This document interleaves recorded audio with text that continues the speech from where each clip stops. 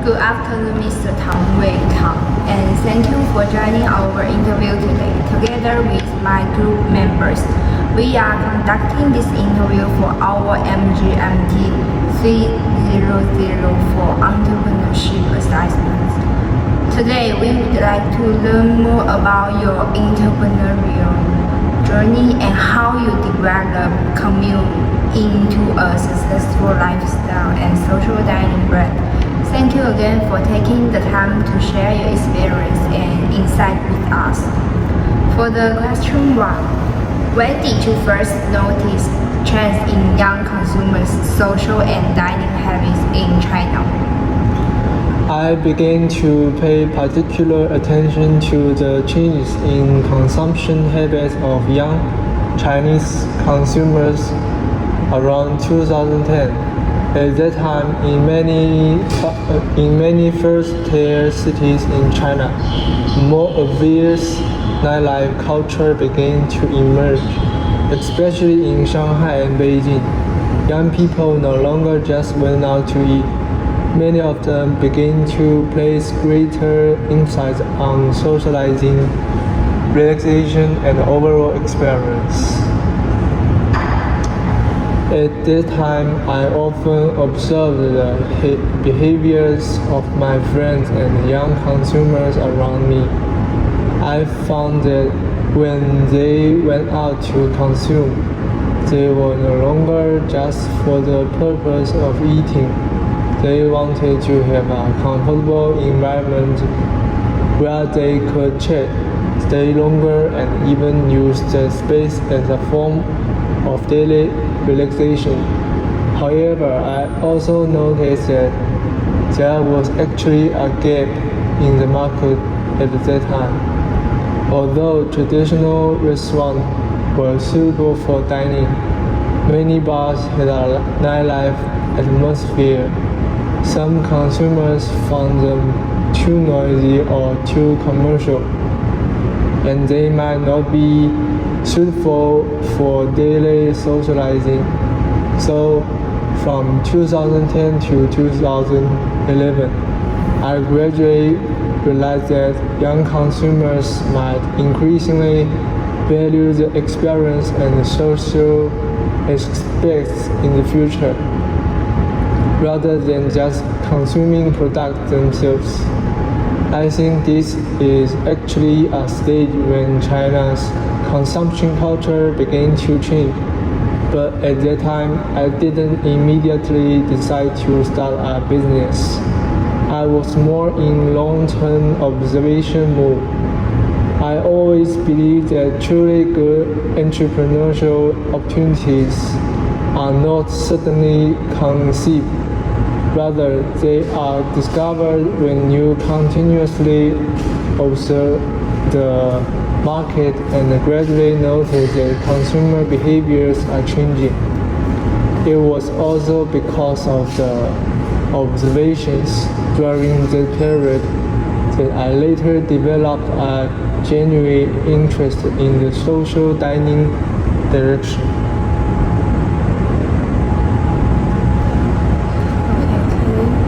Question 2. After noticing those consumer changes, what made you decide to create commune instead of opening a normal restaurant or bar? After observing the market continuously from 2011 to 2012, I became increasingly convinced that it is very difficult to truly establish long-term competitiveness if one merely opens an ordinary restaurant or traditional bar. Because at that time, the Chinese catering industry was already highly competitive, and there were already many similar brands in the market. If one only followed the traditional model, I believe that would be very easy to fall into price competition, and consumer will not leave a particularly deep impression of the brand. So, At the time, I started thinking seriously about whether it was possible to create a new consumption scenario. I found that a lot of consumers don't really want to go to very formal restaurants and don't necessarily like the age atmosphere of traditional nightclubs or bars. In fact, they wanted a space that was relatively comfortable, free, and met their needs for dining and socializing at the time. Also, starting from 2012, I gradually developed the concept of the group. And oh yeah, I hope it will be more than just a place to eat, but a community lifestyle space where young consumers could relax, network, and build relationships. I feel that at that time, young Chinese consumers increasingly wanted to spend on the atmosphere and the experience rather than focusing on the food or drinks themselves. So I believe that if the brand could truly provide a lifestyle feeling, it would be easier to establish long-term value than traditional catering. Of course, at that time, this idea actually had a lot of risks because around 2012, there were not many similar hybrid business models in the Chinese market. So many people would doubt whether consumers could accept this model. But I always believe that in many cases of entrepreneurship, it is necessary to see what future consumers will need in advance.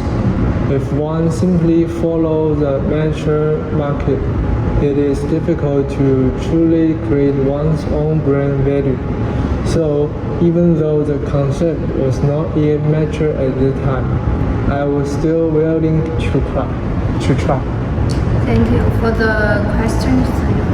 Once you decide to create commune, how did you start designing the brand concept and consumer experience? After deciding to formally establish commune in 2013, the first thing I considered was not the menu, but the entire consumer experience. I've always believed that if commune really wants to differentiate itself from traditional restaurants or bars, they should start with the atmosphere and consumer experience, rather than relying solely on food and drink. Because of my observations over the previous few years, I had noticed that young consumers were increasingly valuing spatial sense and experiential aspects. So, when designing commune in 2013, I spent a lot of time researching spatial layout, lighting, music, and the sense of interaction between people. I hope that when consumers came to commune, they would feel that it was neither as formal as traditional restaurants, nor as distant as ordinary bars, but rather a more free, comfortable, and suitable space for socializing. For example, later we used the industrial design, open seating, and a self-service wing wall. These designs were not just for aesthetics, but rather to increase the consumer's sense of participation. I think young consumers have increasingly disliked the too fixed and the traditional consumption methods. They prefer environments with interactive and immersive elements. Additionally, between 2013 and 2014, I also paid special attention to one issue, namely whether consumers will be willing to stay in this space for a longer time. Because if consumers only come to eat and then leave, there won't be much difference between commune and a traditional restaurant. So later we made a number of adjustments to the mood, music and lighting, hoping the consumers could relax, chat and socialize rather than complete the consumption experience. And during that stage, social media is already becoming more and more important. So I thought about whether this space is a common value. Later, a bunch of consumers shared commune on applications such as Xiaohongshu, Douyin, and Weibo. You know what?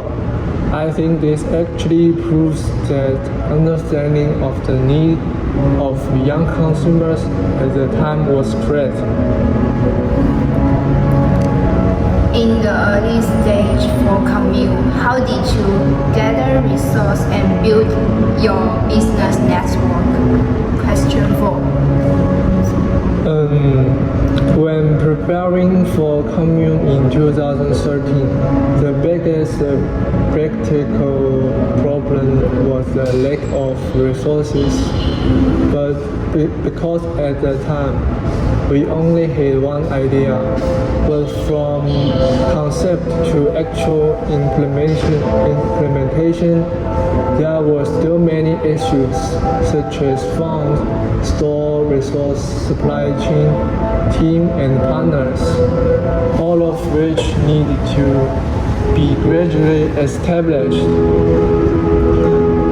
Moreover, during the 2013 period, many people actually did not fully understand this hybrid business model of commune.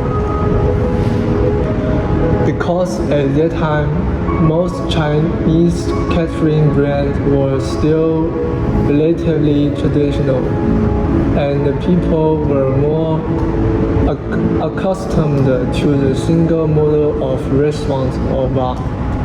Therefore, many suppliers or partners were worried whether this new concept could be sustained in the long term.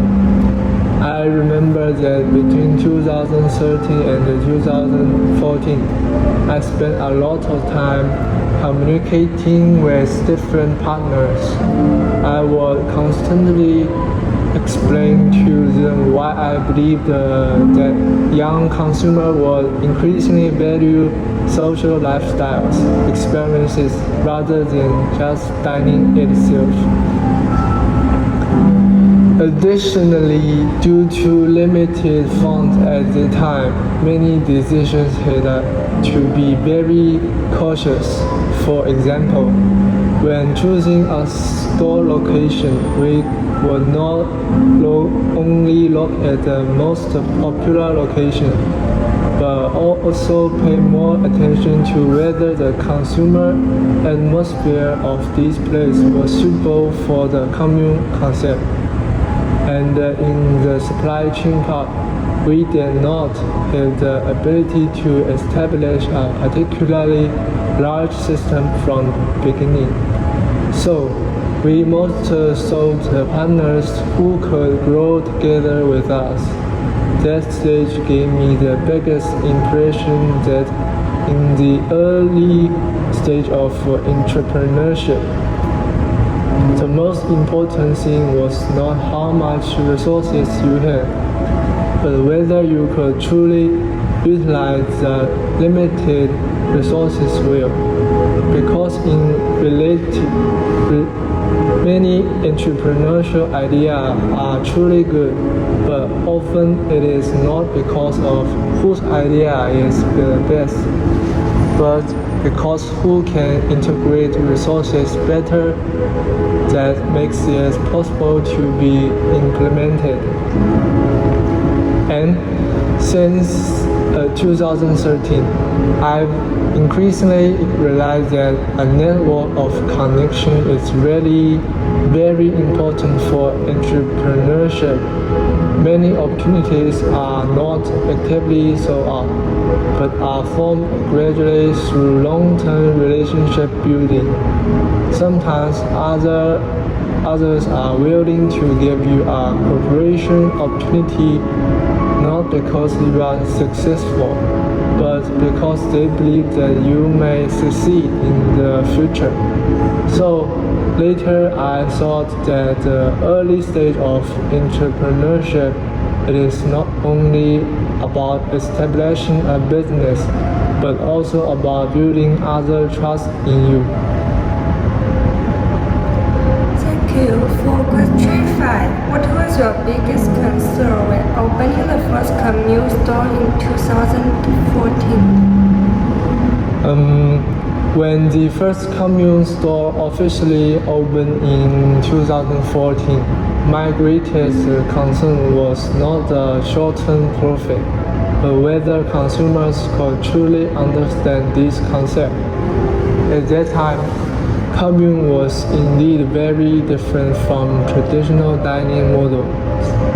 We were neither like ordinary restaurants nor traditional bars. So there were almost no similar cases for reference in the market. I remember during the early days of the store's opening in 2014, I spent a lot of time in the store observing. I would pay special attention to the first reactions of consumers when they enter the store, such as whether they saw the space were too special, whether they were not accustomed to this open atmosphere, and whether they were willing to stay for a long time. Because I always believed that the most important significance of the first store was to verify consumer behavior. Many entrepreneurs initially paid special attention to revenue or profit, but for me, what was more important was whether consumers would truly accept this new consumption mode. At that time, I was particularly worried about one issue, that is, whether consumers would think that positioning of commune was too vague, because at that time, many consumers were already accustomed to traditional restaurants or bars. If a brand combined dining, drinks, and social space, some people might not know how to understand it.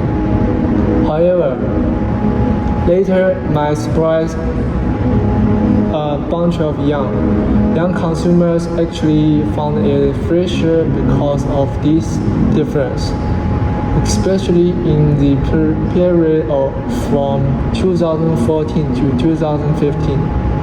2015, I noticed that more and more young people started to try new consumption scenarios instead of choosing to eat traditional brands.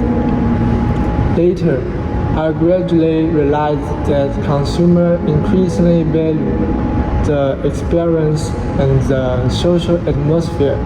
A bunch of people come to commune not only for food or drinks, but also because it makes them feel freer and more relaxed and make it more convenient to socialize with friends. Guess what? For me, the success of the first store in 2014 was not just a store opening, but really proved that the lifestyle of young consumers in China is changing. This also gave me more confidence to continue developing commune.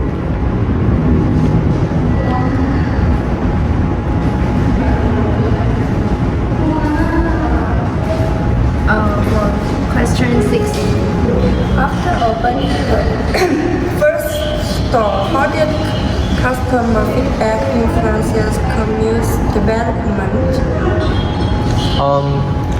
Since the opening of the first store in 2014 up until around 2015, I feel that consumer feedback had a significant impact on the development of commune.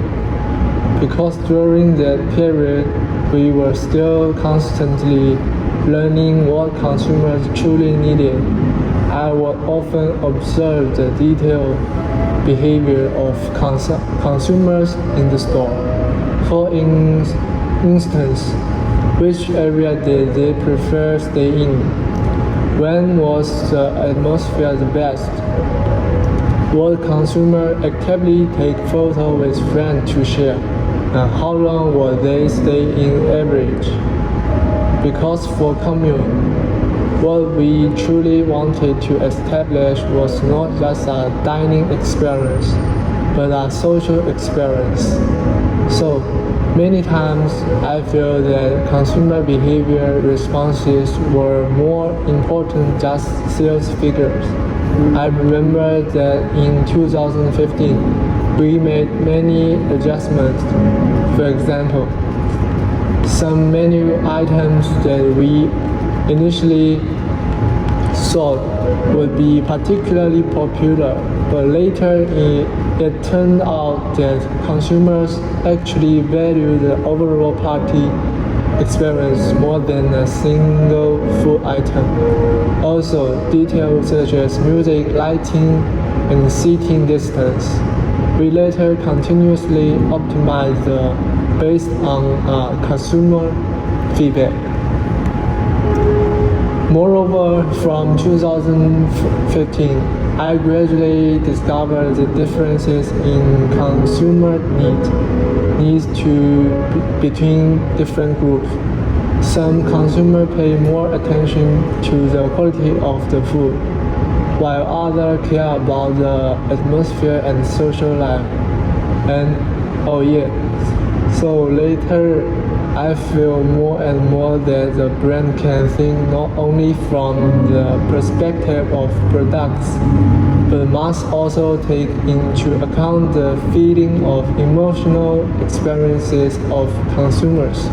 I remember the most important thing I learned back then was that entrepreneurs can get too attached to their original ideas. Like, because the market is constantly changing and consumers will gradually tell the true value of the brand. And also starting from 2015, I gradually realized that the basic competitiveness of commune is not a specific product, but the emotional feeling that arises when consumers arrive here. A bunch of later saw the community is a meeting place and even develop a permanent consumption habit. Guess what? I think it goes beyond the concept of traditional meals. So this stage allowed me to really understand that entrepreneurship is not about implementing an idea, but about a long-term continuous observation, learning and adaptation. Okay, for question 7. Why did you decide to expand commune into more cities after 2016? Actually, before 2016, I've always considered commune to be a brand that is still in the testing and the setup phase. Although the first store gradually stabilized from 2014 to 2015, I was still concerned about whether this model only works in a certain city or if it can really be adopted by more markets. Later in 2016, I began to notice a very obvious phenomenon That is, although young consumers in different cities have different lifestyles, their demand for social spaces is actually becoming increasingly similar, especially in Shanghai, Beijing, and Shenzhen. I found that many young people after work are not just looking for places to eat, they also hope to find a space where they can relax, chat, and stay for a long time. At that time, I began to realize that the appeal of commune is not just the product, but that it make consumers feel comfortable and has a sense of social interaction. Many consumers regard a commune as a gathering place, and some even fix to come once a week. I think this consumer habit formation is very important for the brand. So, starting from 2016, I began to seriously consider the possibility of expansion. But actually, I didn't imagine that to be particularly ridiculous at the time, because I knew that the expansion risk in catering industry was very high, especially after 2017. I increasingly found that although consumers in different cities have similar needs, they still have differences in atmosphere, music style, and even consumption rhythm. So later in the expansion process, I did not simply copy each store, but would make some adjustment according to the consumption culture of different cities. I think if the brand is completely copied, it is easy to lose its authenticity, and young consumers can easily sense whether the brand has a soul. For me, the biggest change during this period from 2016 to 2017 was that I began to gradually shift from opening a successful store to building a long-term brand, because when an enterprise starts to expand, you can no longer only focus on single store, but you need to start thinking about whether the entire brand can exist in the long term. Okay, for question A, how important was social media in Camille's growth and brand position? I believe that since 2018, social media is not only a marketing tool, but has gradually becoming an integral part of brand culture. The consumption behavior of young consumers is completely different from before. They often first see a particular place on platforms such as Renault, Douyin, or Weibo, and then they decide to whether to go or not. So I increasingly realized that commune should create a sense of visual and experiential memory. Because if consumers become here and have a desire to share, it would be very difficult for this brand to truly gain influence among the young generation. From 2018 to 2019, we began to pay special attention to the first impression consumer have when entering the store.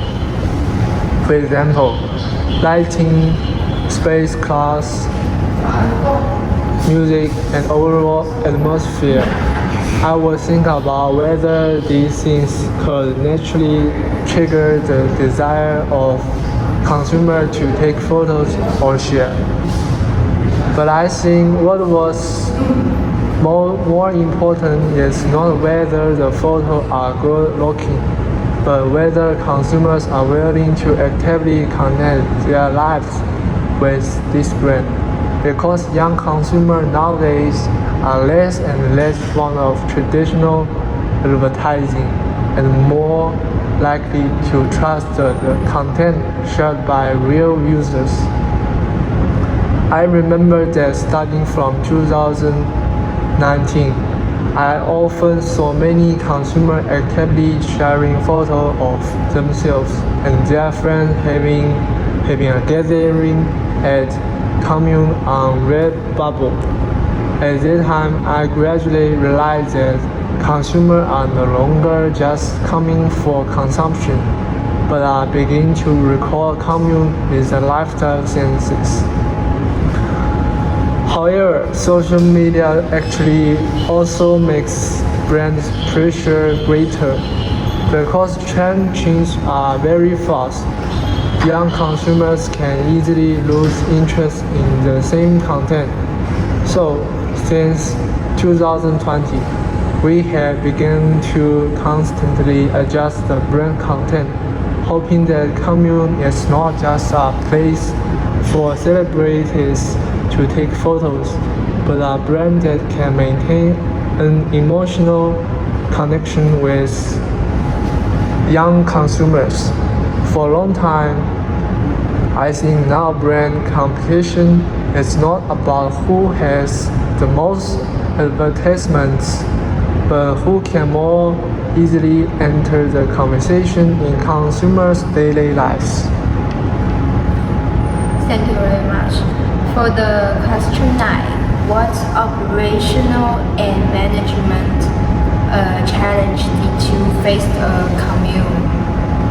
as commune continue growing? I think after 2018, my biggest realization was that the faster a company grows, the more obvious the management pressure becomes. This is because in the earlier stage of entrepreneurship, you can directly participate in many things. But as the number of stores increase, you will find that many problems can no longer be solved solely by individuals, especially during the period of 2018 to 2020. I began to pay more attention to the issue of team management because commune emphasizes social atmosphere and the customer interaction. So, employees not only complete their work, but they actually directly influence consumers' perception of the brand. However, the problem is that the working habits, service methods, and the communication style of employees in different cities will be different. So, at that time, I often thought about how to make different stores maintain a unified brand feeling while not becoming too mechanized. In addition, I think there is another major problem during the growth stage, which is that decision-making complexity will increase. Previously, when there was only one store, many decisions could be made quickly, but after the number of stores increased, you must consider more factors such as costs, manpower, supply chain, and differences in consumer behavior in different markets. Especially after 2019, I began to realize that internal coordination within the company becomes more difficult than imagined. Sometimes, if communication is not timely, it may affect the entire consumer experience. And during the period, I also increasingly realized that entrepreneurs must learn to delegate authority, because if you want to control everything, the pressure on the company will only increase as it grows larger. But at that same time, I also worry that if you delegate too much authority, will the brand culture gradually losing consistency. So from 2019 to 2020, I spent a lot of time establishing management system and the team structures. I think the truly different parts is not to make the brand larger, but to still make consumer feel that this brand has an original personality during the process of growing larger. Because for consumers do not just like the product, but the entire atmosphere and emotion feeling. If these things disappear, then the brand is likely to become indistinguishable from other chain brands. Before the question 10, how did COVID-19 affect you and your mindset as an entrepreneur? Okay, I think that when the COVID-19 outbreak occurred in 2020, it was a very significant shock for the entire catering industry. And it was the same for Commune, because Commune's business model is inherently highly dependent on offline social experiences. And during a pandemic, consumers reduced gathering the outings, which had a very obvious impact on us. I remember at the beginning of the pandemic in 2020, the entire team was under a lot of pressure because many things suddenly become unpredictable. Before that, from 2018 to 2019, we were more focused on how to expand and how to enhance brand influence. But after the pandemic, we began to rethink the core issues of the enterprise, which was how to survive first. That period gave me the biggest impression that entrepreneurs must learn to make decisions in a highly uncertain environment. Because often you don't have complete information and no one can tell you the correct answer, but you still have to continue making decisions. So, since 2020, we have adjusted some business methods and will pay more attention to cost control and operational flexibility. I think many enterprises used to be accustomed to stable environments, but the pandemic made me truly realize that market changes can be faster than we imagined. Additionally, the pandemic also made me start to rethink the core competitiveness of Commune, because if a brand relies on a single advantage, the risk is very high. Although Commune attaches great importance to the social atmosphere, the experience-based business model exposure that is vulnerable to external environment influences during the pandemic. However, I think this experience was also a growth for the team, especially from 2020 to 2021. We paid more attention to the long-term stability of the brand, rather than just short-term growth. I think many entrepreneurs think that growth is very important when things are going smoothly. But when you really encounter a crisis, you will realize that resilience and adaptability are more important, because the market will never be stable all the time. Entrepreneurs must have the ability to constantly adjust themselves. Thank you. And for question 11, why did you later reposition Commune as a lifestyle brand instead of only a restaurant brand? So in fact, around 2022, I increasingly realized that consumers coming to commune are no longer just for food and drinks. Originally, when we started in 2014, we were based on the concept of social dining, but gradually I found that what many consumers truly like is actually the atmosphere, social culture, and overall lifestyle experience here.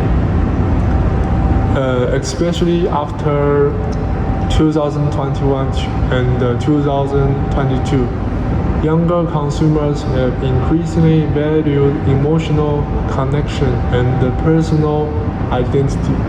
When people consume, they not only look at the product itself, but also think what kind of lifestyle does it brand represent?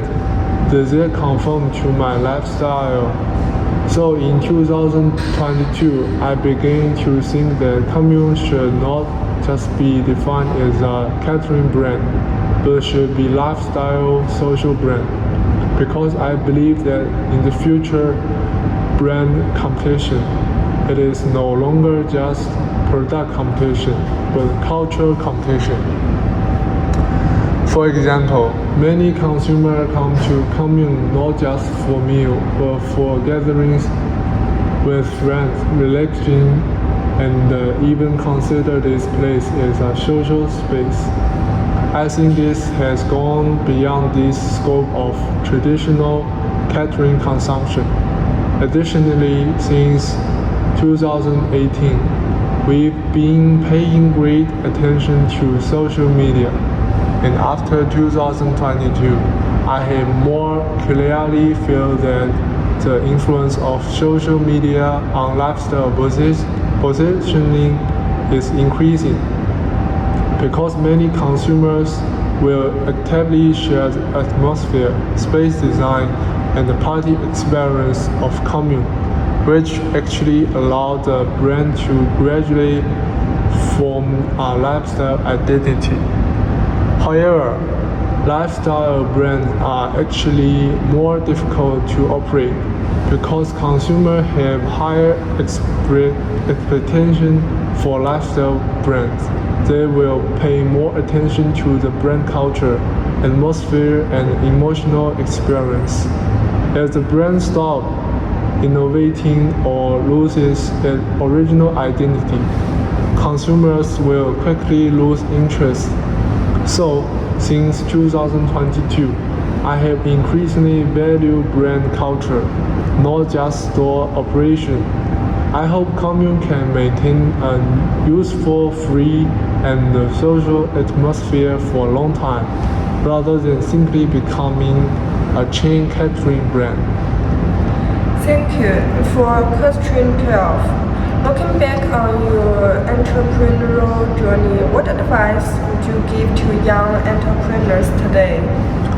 Okay, if I were to look back on the entire entrepreneurial journey in 2024, I would consider the most important thing to not being too afraid of uncertainty. Because many young entrepreneurs before starting their business would always wait for the best opportunity or hope to be fully prepared before launching. But later I discovered that no one is truly ready. For instance, I began observing the lifestyle of young consumers in 2010. I actually didn't know what commune would become. I just gradually realized that consumer demands were changing, which is why I started the business step by step.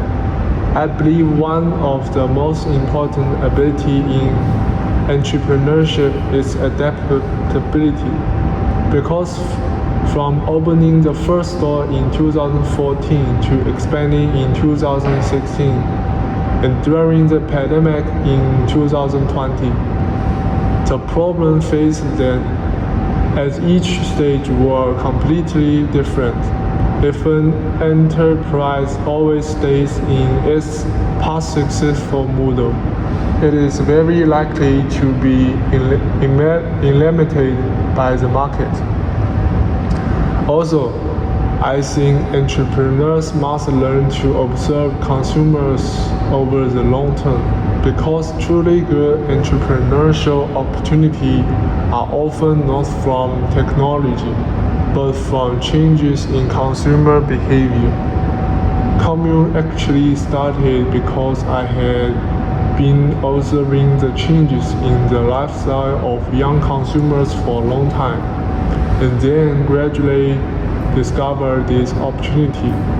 Other point I think is particularly important is that entrepreneurship cannot only focus on short-term profits, but because if a brand wants to grow in the long term, you must establish a true customer connection and brand culture. Now consumers are becoming smarter, and they want long-term like a brand without an identity. Of course, during the entrepreneurial process, there will definitely be pressure, failure, and doubt.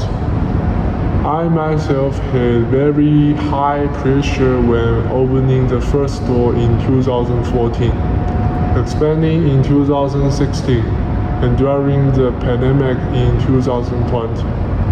But I think a true entrepreneur is not someone who never falls, but someone who can continue to adjust and persist after encountering problems. Because the market will always change, so entrepreneurs must also continue to grow. In the future, I hope Commune can continue to develop in the long term while maintaining the brand's own culture and individuality. I think for any brand, the most difficult things in the long term is not growth, but how to still maintain the original identity during the growth process. Thank you. That concludes our interview today.